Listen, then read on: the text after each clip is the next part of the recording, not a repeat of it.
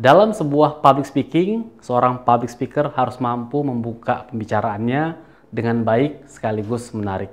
Pembukaan yang baik akan menciptakan kesan awal yang positif buat audiens.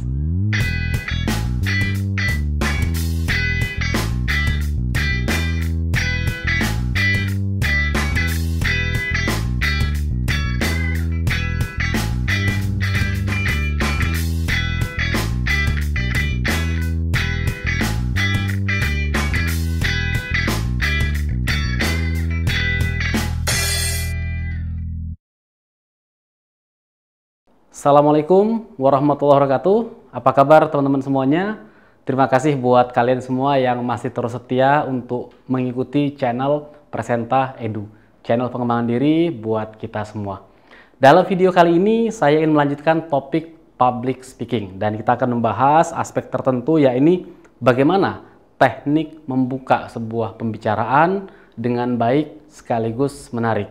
Cara-cara apa yang bisa kita lakukan? Pembukaan dalam sebuah public speaking ini sangat penting karena akan menentukan mood awal yang kita tampilkan di hadapan audiens.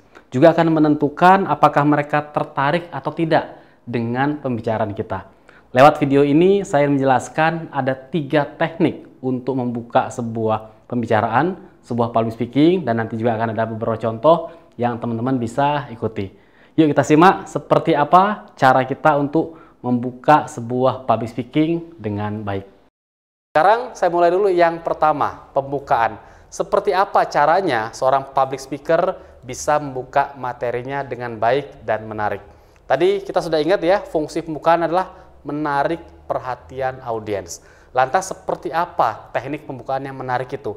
Ada banyak teknik. Kita akan coba pelajari di sini 3 teknik yang paling utama.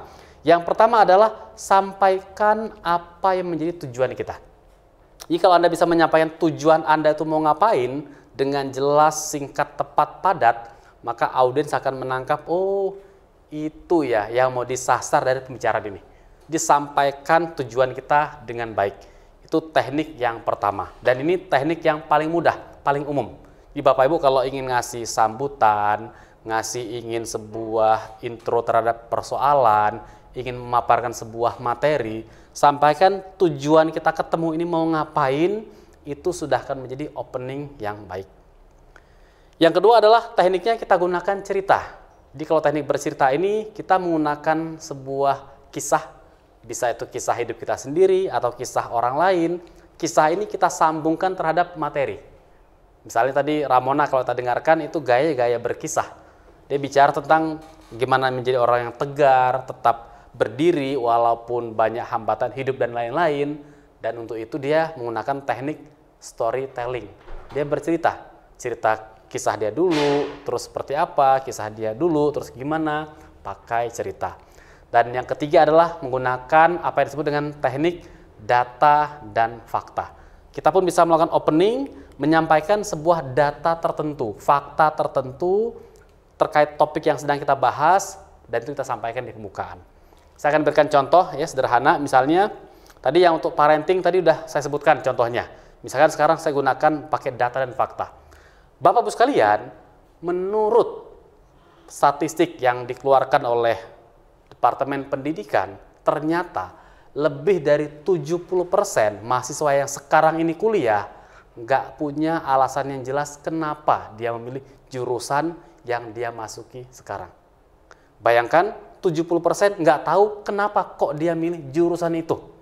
Hal ini bisa saja terjadi pada anak kita, cucu kita, siapapun orang terdekat dari kita.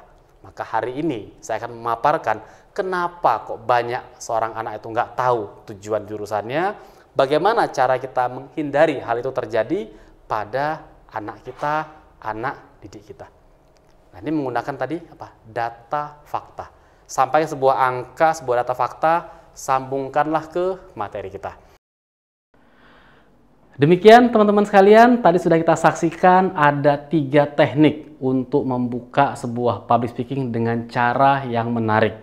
Cara yang pertama kita bisa pakai ini, sampaikanlah maksud dan tujuan kita.